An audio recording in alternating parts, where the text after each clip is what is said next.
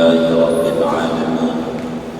Assalatu wassalamu ala Sayyidina Muhammadin wa ala alihi wa sahbihi ajma'in. Allahumma inna nasta'dina li arsyadi amrina wa zidna ilman yanfa'una. Qala Imamul Muallif rahimahullahu ta'ala wa an Ibni Umar radhiyallahu anhuma qala, diriwayatkan dari sahabat Nabi Ibnu Umar radhiyallahu, moga-moga Allah meridai kepada Ibnu dan Umar.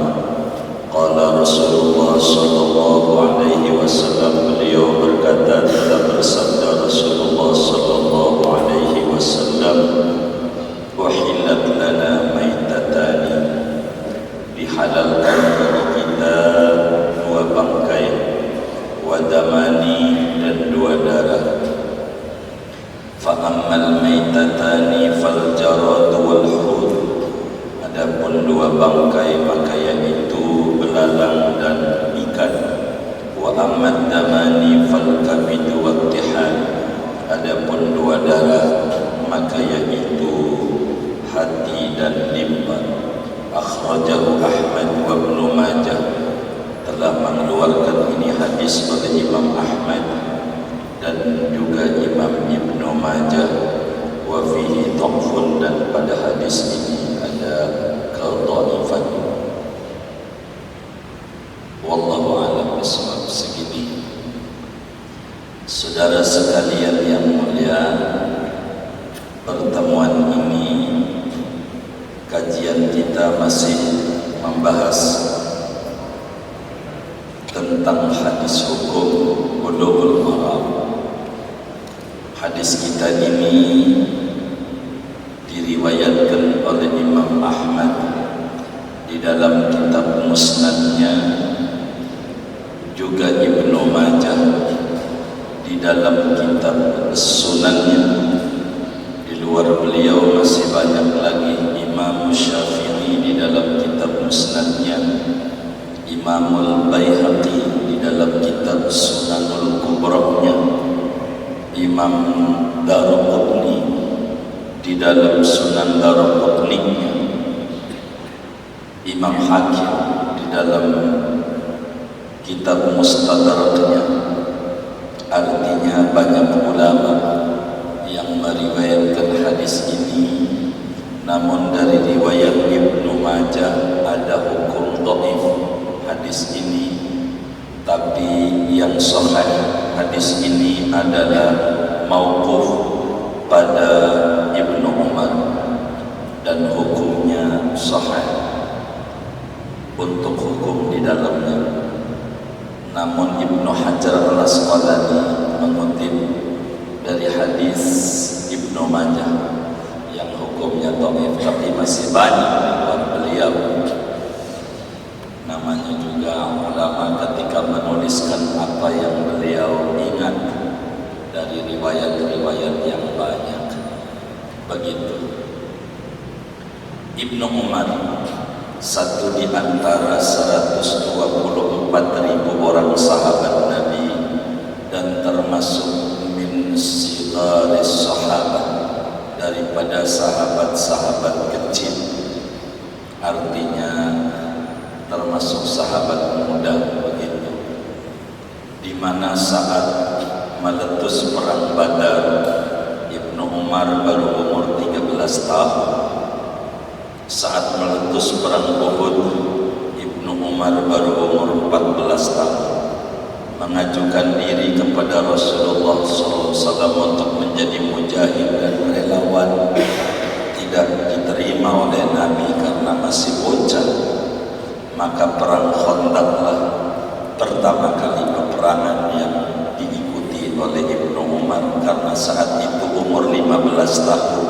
Dari sanalah ulama menyimpulkan balik orang itu umur 15 tahun dari sisi umur. Dari kasus Ibnu Umar, nama aslinya Abdullah bin Umar, anaknya Umar bin Khattab. Ibunya namanya Zainab binti Mad'un, kakaknya daripada Utsman bin Mad'un sahabat Mekah yang pertama kali meninggal di Madinah, di Baqi', saudara susunya Rasulullah sallallahu alaihi wasallam. Abdullah bin Umar adalah sahabat yang syadidat ta'assi bi Rasulillah. Ibnu Umar adalah sahabat yang amat sangat meneladani Rasulullah. Apa aja yang dikerjakan Rasulullah mesti dikerjakan. Itulah Ibnu Umar, luar biasa. Di saat kakaknya namanya Hafsah, istrinya Rasulullah sallallahu alaihi wasallam, menyampaikan kepada adiknya Abdullah bin Umar, kata Siti Hafsah, Rasulullah SAW bersabda, Inna ibna Umar rajulun salih laula qiyamul lail. Al-hadis kama qala Nabi SAW. Kata Hafsah, kata Nabi, adikku sayang Abdullah bin Umar, engkau ini laki-laki yang soleh, cuman kalau malam ngorok terus. Sejak saat itu Ibnu Umar malam bangun sampai wafat. Haji 60 kali, pergi haji, umroh 1000 kali, umroh, bukan badal, bukan. Kalau kita kan tiap tahun bisa ke Mekah, karena kita pimpinan KBIH, itu belum tentu haji, bisa aja badal punya orang haji, punya dirinya berapa begitu.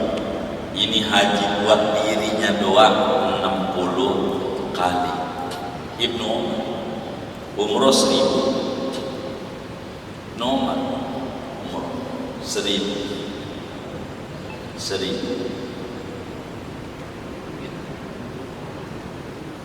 Meski nggak banyak, kami itu berupaya pengen mencontoh Ibnu Umar.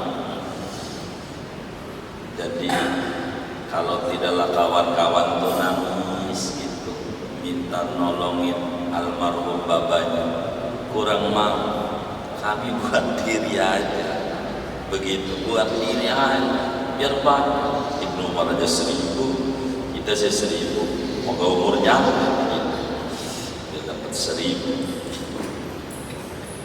Itu begitu. Ibnu Umar luar biasa. Ketika orang panggil, karena beliau anak Amirul Mukminin, anak presiden sedunia, Umar bin Khattab, orang komentar Ibnu Umar adalah orang termulia, anak orang termulia. Enggak, bukan. Jangan begitu. Saya ini hamba Allah yang berupaya pengen menjadi hamba Allah. Begitu tawadhu'nya Ibnu Umar.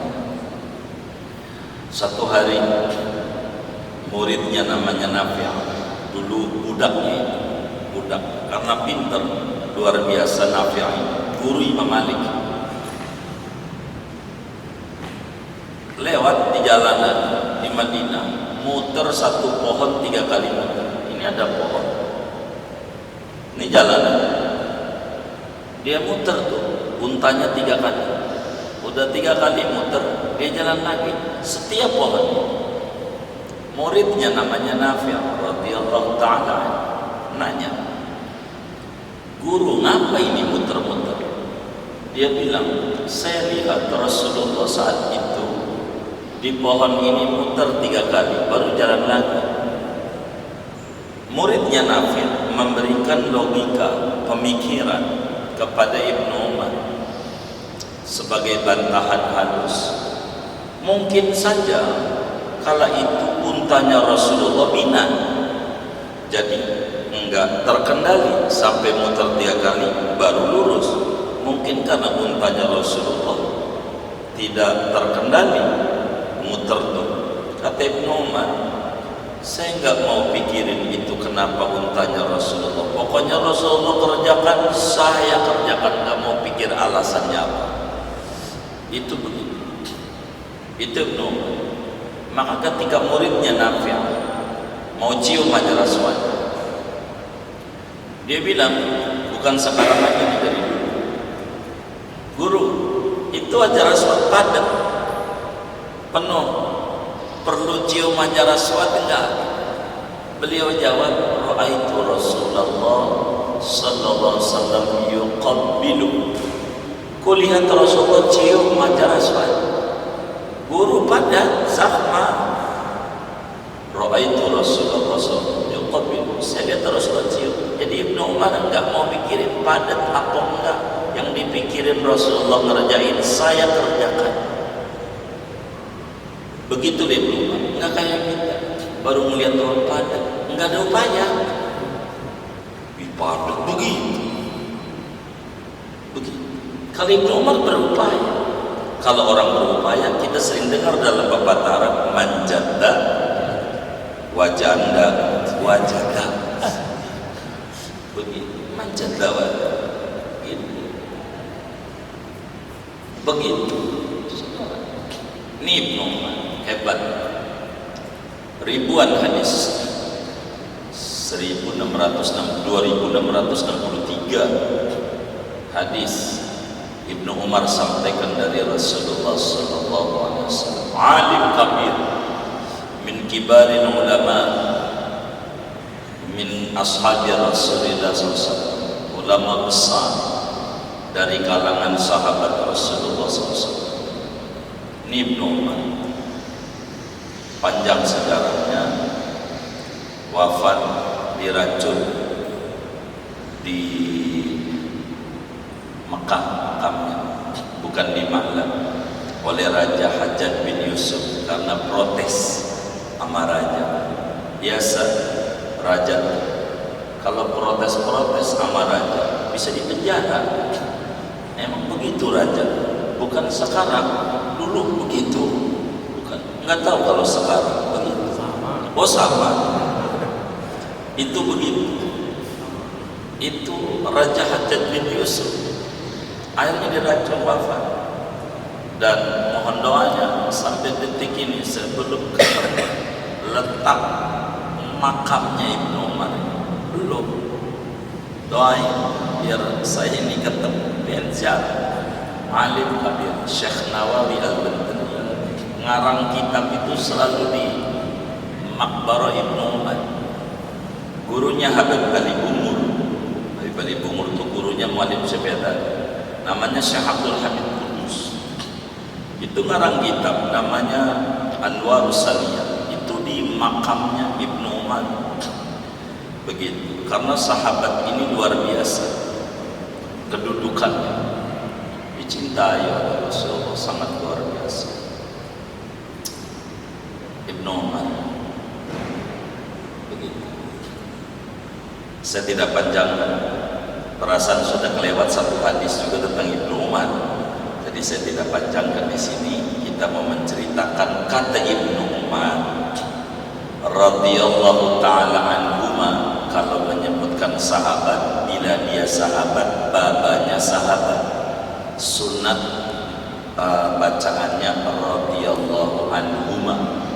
Kalau sahabat itu bapaknya bukan sahabat Nabi, dia doa radhiyallahu anhu.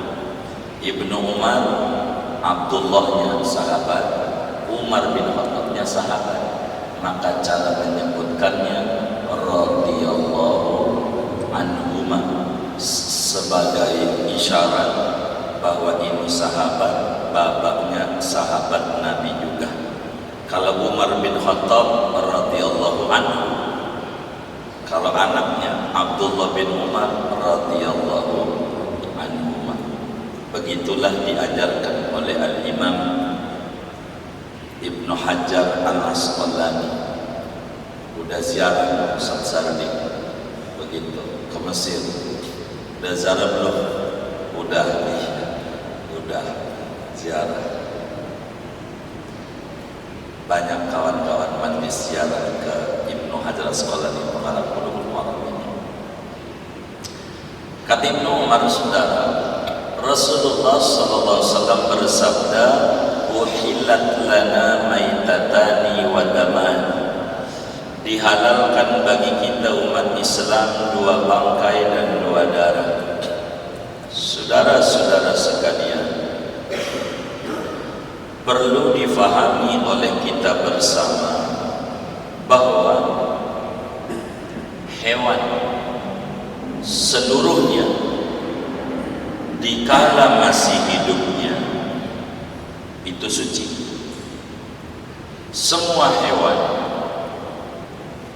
selagi masih hidupnya suci, meskipun dagingnya tidak halal dimakan. Ya, kucing, macan suci, macan, trio macan, macan suci. Pokoknya kambing, sapi selagi masih hidup, kecuali dua yang dikecualikan oleh agama: anjing, babi. Dua ini hidupnya najis. Urayanya di bawahnya dua lagi. Belasteran anjing dan babi itu juga sama. Belasteran anjing atau babi dengan hewan suci, dengan kambing, itu juga najis.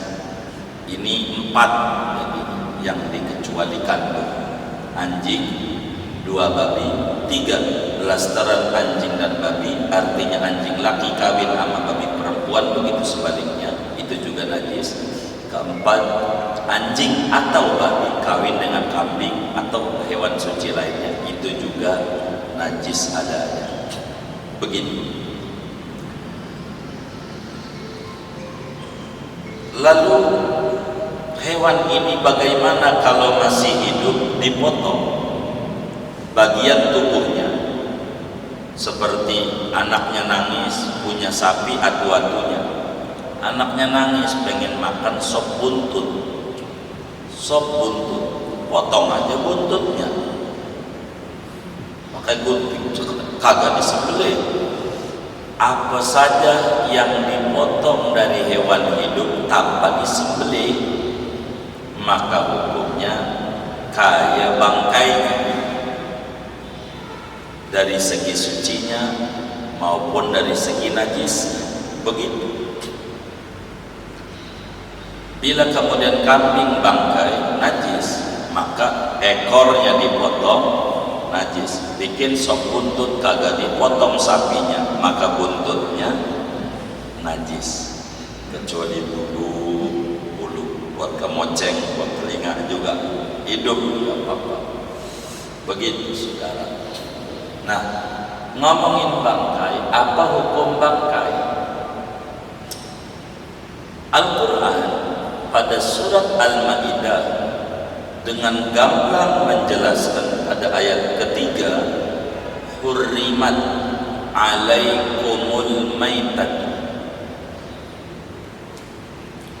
diharamkan atas kalian al-maitatu, bangkai. Bangkai, kata Al-Quran, dengan tegas menjelaskan bahwa yang namanya bangkai itu haram, maknanya najis juga, haram dikonsumsi. Bangkai, Al-Quran ini umum. Nampaknya kalau pakai Al-Quran saja, maukah dia itu bangkai ikan kek? Mau bangkai apa kek? Yang namanya bangkai haram. Tapi ditaksis dengan lidahnya Nabi besar Muhammad sallallahu alaihi wa alihi wasallam. Ditaksis itu dikeluarkan hukum sehingga kena hukum lain.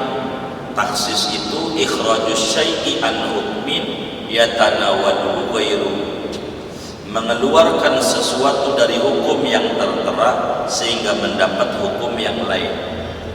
Dengan lidahnya Nabi besar Muhammad SAW, dan ini materinya uhillat lana maitatani, dihalalkan bagi kita 2 bangkai. Tadi Al-Quran bilang hurrimat alaikumul maitatu, diharamkan kepada anda bangkai. Kata Nabi, ada kok yang halal dari bangkai. namanya taksis. Quran juga yang nyuruh, wa ma atakumur rasulu fakhudhuh wa ma nahakum anhu fantahu. Yang didatangkan Rasul ambil, yang dilarang jangan. Wa ma yantiqu anil hawa in huwa illa wahyu yuha. Apa yang disabdakan Rasul itu tidak berangkat daripada hawa nafsu, akan tetapi wahyu. Sehingga as-sunnah menjadi hujjah syar'iyah untuk menetapkan sesuatu, saudara. Maka dari hadis ini kita bisa fahami bahwa Allah Subhanahu wa ta'ala mengharamkan bangkai dan menjelaskan ada beberapa bangkai yang dihalalkan oleh agama melalui lidahnya Rasulullah sallallahu alaihi wa alihi wasallam. Oleh karena itu, bila kita ketemu binatang suci lalu mati, bagaimana hukumnya? Oleh karena kitab kita ini kitab hadis hukum. Al hayawanut tahir idza mata yudhar. Hewan yang suci bila mana dia mati di luar disembelih dengan penyembelihan syar'i, maka hukumnya harus ditinjau, diperhatikan dan ditafsir. Bila mana hewan suci yang mati itu di luar ikan dan belalang, termasuk manusia, begitu, maka hukumnya najis, sama ada darahnya mengalir semacam kambing ataukah tidak mengalir semacam semut, begitu, darahnya tidak mengalir, yang namanya bangkai tetap najis, begitu, kecuali manusia, ikan dan bala. Manusia dari mana? Dari keterangan Rasulullah SAW dalam hadis yang sahih, Imam Muslim riwayatkan di dalam Sahih Muslimnya, pun Imam Bukhari, dari Abu Hurairah radhiyallahu anhu, kata Nabi, al-mu'min laisa binajisin hayyan aw maitan. Orang itu orang, al-mu'min di sini orang, mau muslim mau kafir. Orang itu tidak najis, hidup maupun mati. Tapi orang tidak boleh dimakan. Begitu. Ini lagi berbicara suci dan boleh dimakan. Maka ketika menyebutkan kata bangkai itu haram, Nabi jelaskan, uhillat lana maitatan, dihalalkan bagi kita dua bangkai, di mana bangkai asalnya adalah haram dan najis. Maka Nabi menjelaskan ada dua bangkai dihukumi suci dan dua darah. Mana itu bangkai yang suci? Fal jarad wal khut, belalang. Belalang itu suci, balang kayu. Orang di Jogja itu suka dijual, dibikin keripik, apa? Balang, begitu. Peyek, oh peyek kata guru kita, peyek. Kemudian ikan bangkainya halal, bangkai bukan sucinya doang, udah bangkainya halal. Jadi Nabi membaca, dan ini adalah ilmu, ikan itu biar kata mati nggak ada darahnya, begitu, biar kata bangkainya, maka ikan ini biar kata udah mati tetap saja halal, bukan hidupnya doang, bangkainya juga halal. Kalau saya melihat jidat-jidat saudara ini, kayaknya tukang makan bangkai ikan ya. Makannya bangkai ikan. Iya. Begitu. Ikan hidup, ikan mati. Ikan mati itu namanya bangkai, halal, aman katanya.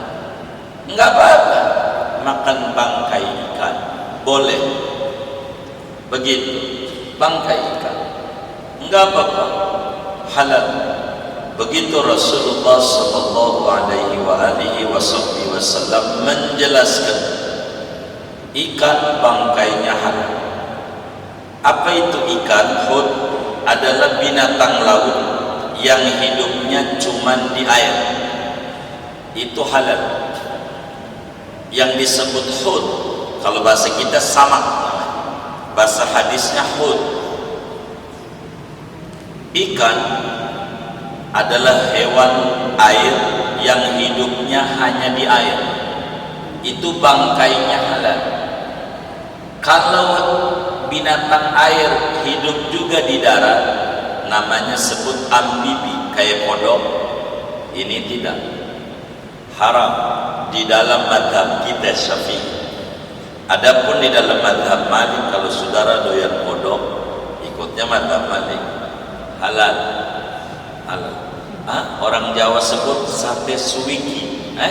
Begitu. Saya nanya, itu apa itu ya? Kata saya waktu di Gerobokan, banyak banget. Apa itu suwiki? Dalam mazhab Syafi'i haram. Begitu, haram. Tapi mazhab Malik halal. Kenapa?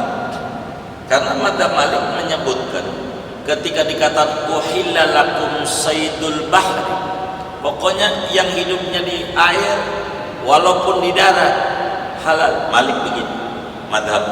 Maksud saya terangin ini, bila saudara doyan ikut itu begitu, masih ada solusi, gak apa-apa begitu. Tapi mazhab kita Syafi'i haram kodok, nggak boleh. Mazhab Syafi'i boleh, ya boleh aja kalau mau ikut Imam Malik, nggak apa-apa. Kan Imam Malik bertanggung jawab di hadapan Allah. Begitu. Bagaimana kalau belut? Belut ini binatang kaya ular. Belut ini halal dalam mazhab Syafi'i, apalagi mazhab Malik. Sebab belut hidup cuman di air, walaupun hidup di darat. Kalau sudah nggak ada air, dia mati. Itu belut. Maka ulama besar Betawi ngajar di Mekah lama, namanya Syekh Mukhtar Aqarid. Syekh Mukhtar Aqarid, nata negara dari Bogor, ngajar di Masjidil Haram. Beliau ngarang kitab karena di Arab nggak ada, pernah ribut di Arab tentang belut, halal apa haram. Beliau ngarang kitab tersendiri, tesis, namanya Kitab Al-Belut. Begitu kitab. Kan udah khatam pengajian sama guru. Apa ini dibacanya? Apa ini bulut ini? Belut pas ngaji. Belut halal. Begitu. Halal. Belut. Meski modelnya kayak ular. Belut. Enggak apa-apa. Suka di warung Padang itu suka ada. Enggak apa-apa. Halal ini. Karena bukan Nabi. Kalau kodok ini masalahnya dalam mazhab Syafi'i. Kata Nabi, nahana Rasulullah SAW an qatlid difta. Rasulullah melarang kita untuk bunuh kodok. Kodok enggak boleh dimatiin. Aman Nabi? Dilarang. Maka kenapa dilarang? Di samping ini bangkainya juga najis dalam mazhab Syafi'i. Karena kodok ini punya sejarah besar. Imamul Haddad tulis sejarah tentang kodok ini. Kenapa Nabi larang? Sebab kodok termasuk rombongan yang membela ulama. Itu kodok. Dulu waktu Nabi Ibrahim alaihi salam mau dibakar oleh Raja Namrud, maka kodok menghadap kepada Nabi Ibrahim. Wahai Nabi Ibrahim, tenang. Asin, bila dalamnya kagak dibuang tai-tainya, enggak boleh. Kalau tainya enggak dibuang, beliau tidak jelaskan dilarang itu apakah ikan besar, ikan kecil. Beliau tidak jelaskan, umum. Tapi Imam Rafi'i dan Imam Nawawi bilang enggak, kalau kecil mah yang gede doang. Lah ikan teri kalau tainya dibuang habis. Begitu. Kata Imam Nawawi, kalau ikannya kecil enggak apa-apa, biar tainya dimakan. Udang, ebi. Begitu. Kalau gede iya, betul itu, karena tainya bercampur waktu diasinkan dengan daging. Tapi Imam Romli min Kibari Syafi'iyah bilang enggak apa-apa. Begitu, walaupun gede. Jadi saudara yang suka doyan pedak dikasih pete, ya kan? Pete kan rada gede itu, pedak. Enggak dibuang dalamnya, ikut aja Imam Romli. Apalagi madzhab Malik, boleh madzhab Malik, enggak apa-apa madzhab Malik. Halal madzhab Malik. Begitu juga madzhab Hambali, begitu juga madzhab Hanafi. Ikan asin biar gede tainya enggak dibuang, halal. Madzhab Syafi'i dilihat. Kalau gede kudu dibuang tainya. Cuman ada beberapa yang lolos Imam Romli enggak apa-apa. Kalau sudah suka doyan pedak tuh kan, makanya orang Betawi yang apik-apik makannya gabus. Kan suka gabus tuh ada, sayur asem senjuk loh. Kan suka ada gabus. Kan dibuang itu kotorannya, ya kan? Emang begitu kalau apik. Halal. Begitu, halal. Begitu, karena sih begitu. Maka yang namanya ikan halal. Dua, ada darah. Darah itu najis. Hurimat alaikumul maitat waddam, darah. Tapi Rasulullah jelaskan ada dua darah, walaupun darah tapi halal, yaitu darah yang membeku sendiri, bukan sendiri sih, Allah yang bekukan. Kalau Allah yang bekukan itu darah, maka halal. Mana? Hati sapi, hati kambing, limpa, itu darah asal. Bekunya Allah yang buat. Karena Allah yang buat, halal walaupun asalnya darah. Termasuk ASI. Apa ASI? Air susu ibu. Itu kalau saudara nyebut orang tuanya ibu, kalau saudara nyebut orang tuanya emak, asma namanya. Air susu ya emak, begitu. Kalau saudara nyebut orang tuanya mami, ya asmi, begitu. Kalau bunda, asbun. Udah yang benar orang dua-duanya as. Ibu apa orang dulu nyebut orang tua ke ibu, begitu. ASI itu asalnya darah, tapi Allah yang rubah, maka ASI halal. Enggak ada sih tulisannya, tapi dimaknai ada. Wa ammad damani fal kabidu wa tihad. Adapun dua darah yang dihalalkan hati, enggak apa-apa. Maka kalau ngorban sunat kita ngambil hatinya. Jadi kalau kita di ngorban sunat, bukan ngorban wajib. Begitu. Ngorban sunat, wajib itu nadar macam. Ngorban sunat kita minta hatinya, bang hatinya. Sunat Rasulullah begitu, ngambil hatinya. Begitu.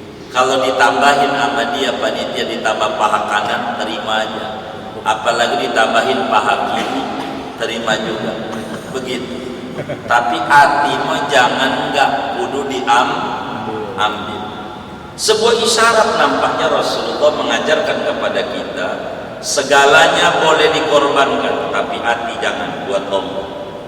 Filsafatnya begitu. Hati jangan. Yang lain kasih, hati jangan, ambil. Itu isyarat. dari Rasulullah SAW. Filsafatnya begitu. Hati ambil, hati jangan. Di samping itu, kalau hati mau biar kata banyak, dikit, dikit.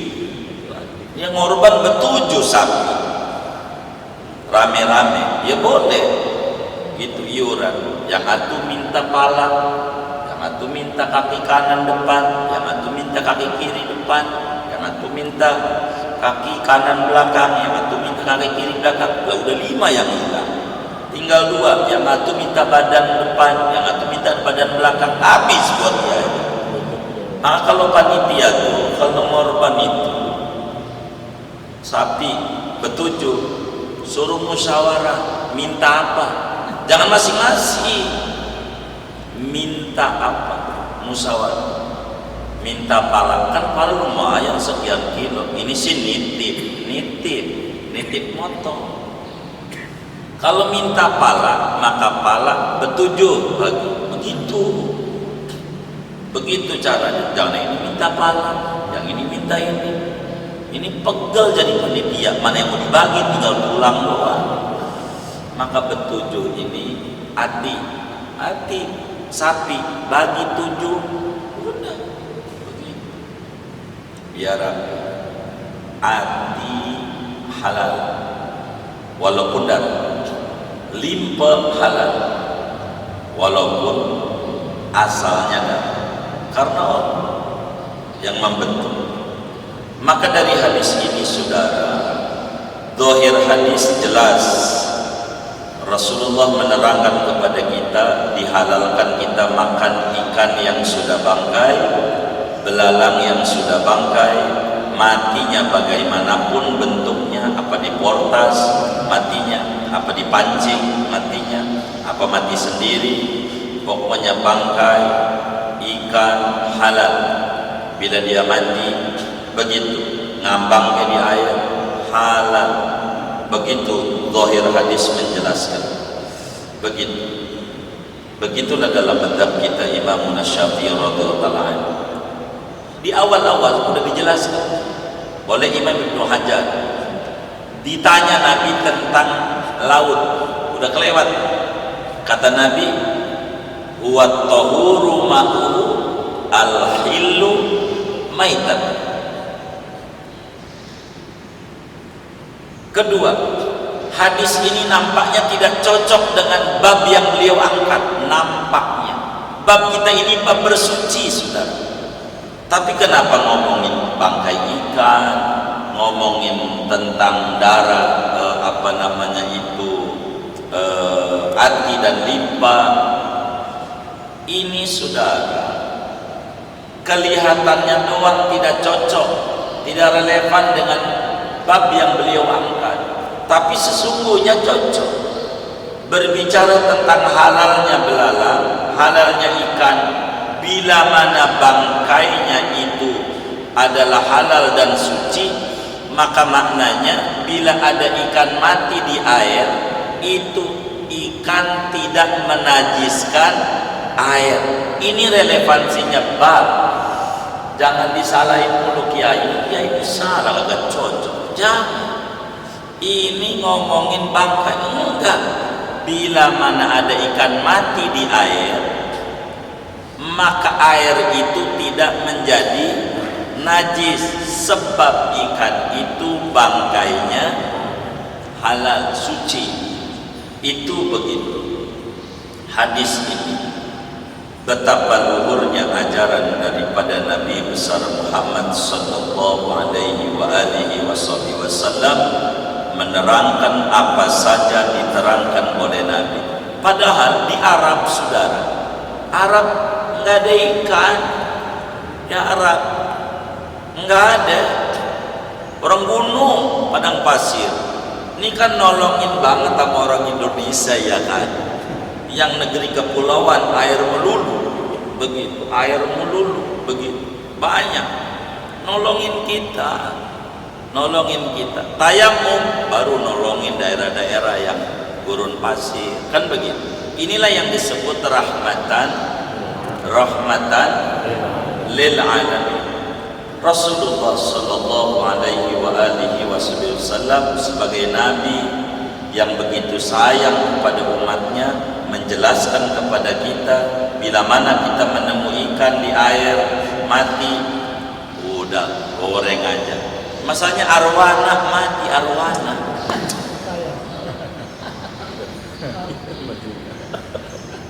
mati goreng. Apa? Saya agak tega, mahal masalah ngurus, ya udah mati bagaimana? Emang likuli syai'in ajal, ya udah mati. Goreng aja nggak apa-apa. Bilang ikan mahal, saya beli peletnya aja nih untuk ngurusnya nih mahal banget. Ini ikan mahal, begitu makan nggak apa-apa. Singkatnya saudara, bangkai ikan suci dan halal, bangkai belalang suci dan halal, bangkai manusia juga suci, cuman tidak boleh dimakan. Walaqad karramna bani Adam, demi sungguhnya kami muliakan manusia. Maknanya mulia, tidak dihukumi najis dengan matinya. Itu begitu. Singkatnya dengan judul bab kita, bila telah kita pahami halalnya balang dan ikan dengan bangkainya, maka pastikan bila ketemu bangkai ikan di air, maka bangkai itu tidak menajiskan air. Air hukumnya masih suci, mensucikan. Segini adalah ngaji kita. Wallahu a'lam bishawab. Ada yang ditanya mungkin dari materi ini atau di luarnya sebelum doa, silakan. Wallahu a'lam.